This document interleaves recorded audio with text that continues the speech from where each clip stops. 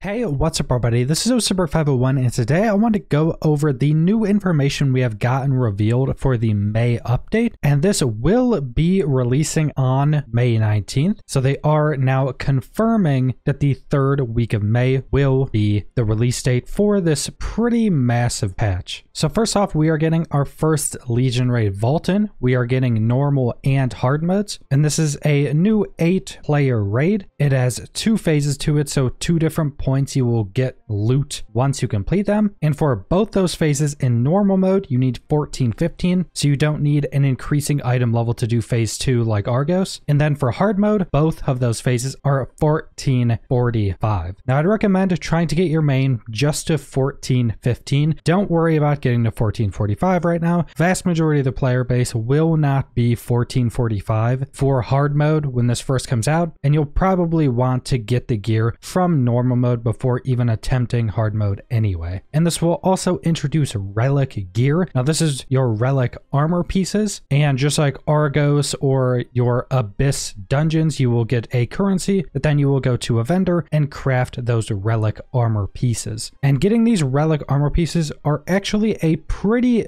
big difference to change up your character. This is kind of the point where a lot of people from other regions say that a lot of the classes start to get really fun just because of a lot of the bonuses you get from these sets. And like I mentioned before, the Legion raids are where a lot of people from the other regions consider the game to get really good. It's always talked about as a massive step up compared to all of the other content. And then next up we have the Deskaluta Guardian raid, and this is a 14-15 Guardian raid boss, and we'll give similar rewards to all the other Guardian raid bosses, but this one will start to allow you to get relic accessory pieces, which is a pretty massive jump in terms of power. And from what I've heard from other regions, this boss is kind of exciting because people get to stop doing the tier 3 yo-ho. So it seems like this boss is going to be a much more enjoyable and probably a bit easier of Guardian bosses to farm on a daily basis. And then next up, we are getting the Destroyer advanced class. I've talked about this a few times, but we do have some new information. So first off, something very sad is we are not getting a power pass with the Destroyer, which definitely sucks. Now, if you're somebody that hasn't used their express event or hasn't used a lot of it, so you're either able to still choose a character or still able to switch your express pass, you are definitely going to come out ahead here, because without an express pass, everybody else is pretty much just going to have to use their knowledge transfer vault to get this class to 50, and then they'll either have to go and play through all of the continent's main missions to keep progressing, or they'll have to use their knowledge vault to keep progressing through that. I think I'm going to go over a video of how to set up for that if you're somebody like me that absolutely hates doing the main quests through continents I've already done before. But we are also getting the newly changed Destroyer. Very recently there was a pretty big balance update for pretty much every class in the game, and the Destroyer got changed pretty heavily, and it seems to be in a much better spot after these changes, so that is also pretty good. So we'll be getting the Destroyer in a pretty decent state, albeit without a power pass. And then some of the additional content, we're getting the challenge Guardian raids that we've gone over before. Essentially, these are weekly Guardian raids that you can go do on one single character a week. They have a scale of a balance applied, so they scale you down to the fight, and this can be any of the different Guardian raid fights from any of the tiers. So even on a tier 3 character, you could go face one of the tier 1 bosses and you'll be scaled correctly to it. And essentially what this allows you to do is earn a ton of resource chests on a weekly basis, but these resource chests are selectable, so you can select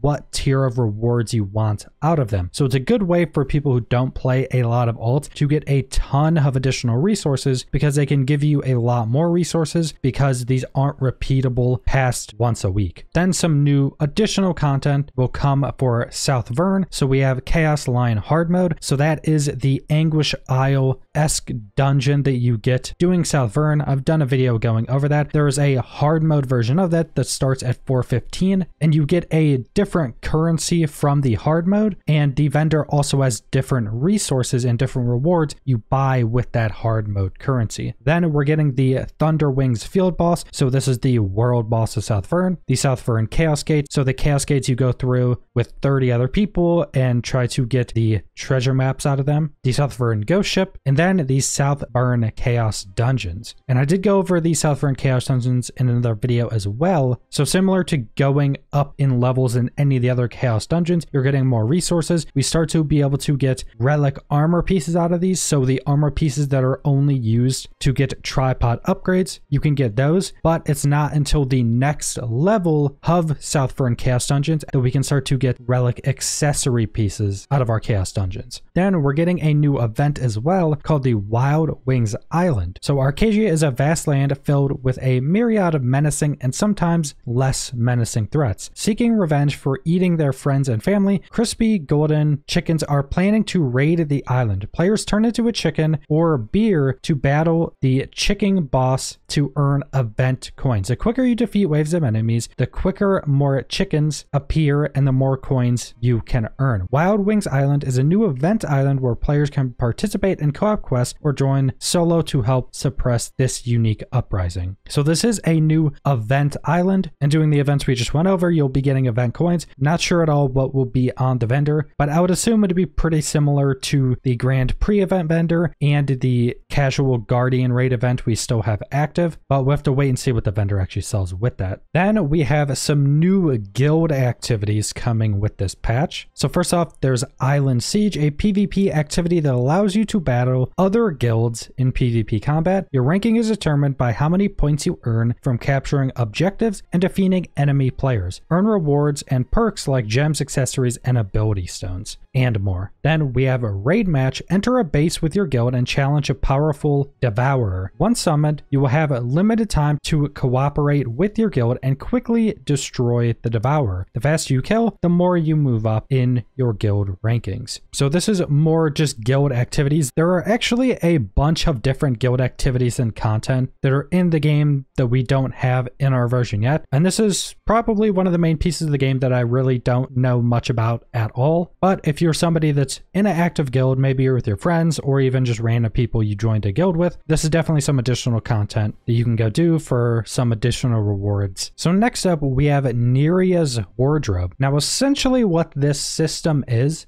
a limited time skin shop where you can buy individual pieces of skin sets. You're just buying a skin headpiece or just buying a skin for your chest, something like that. And these skins you're buying are much more real world type of clothing. So like snapback hats, t-shirts, jeans, dresses, things of that nature, much more like normal clothes in the real world. And then you can mix and match them because you're buying single pieces at a time. And in the other versions of the game, they've actually released 3 different versions of this wardrobe. So I think they're themed for different times of the year. I think one is more winter themed stuff. And in the other version, they still cycle these wardrobes out. Now these do come back. So if you don't get it this time, it will still come back at some point. So you'll still be able to get these skins again. And then we'll be getting new versions of the wardrobes like the other versions of the game. And I'm not sure on how you're going to be able to buy these because in the other versions, you could only buy these skins with royal crystals, but you can still sell all of these skins on the market. So if you're somebody that wants these but doesn't want to spend more money on the game, you'll actually be able to buy these in-game from other players for gold on the market. And there will also be other normal skins added to the shop like normal updates we've been getting, but this is additional on top of those normal skins. So then we're also getting a bunch of quality of life updates. May will also introduce a bunch of quality of life changes, including front and back attack indicators, the ability to check daily and weekly content participation in a new menu, new UI updates, improved party finder and party invites, updated loot dismantling, convenience features for the market and auction house, and a few more fun features like being able to favorite mounts and then summoning out of those favorite mounts pool, and new hairstyles and customizations for your character. Now this is pretty big because a lot of these new quality of life features are stuff that are pretty new to Korean servers. So this is something that I think they're trying to get us brought up to date as quickly as possible because quality of life stuff, there's no reason that every region isn't on the same stage of quality of life features. And then we're also getting a pretty big update update with balanced tuning. So including a recent rework of the Destroyer Advanced class, Smilegate RPG has recently released a balance patch on many of the advanced classes to tune, update, and further define those classes. So essentially the big tuning update that recently got released on the Korean servers is what we are getting, and that touched most of the classes in the game. But something to note with this is originally when they put these changes on a test server, there were some much more heavy nerfs in them, but they toned a lot of that back. So pretty much none of the classes really got a big nerf. I think at most some of the classes got like maybe a 10%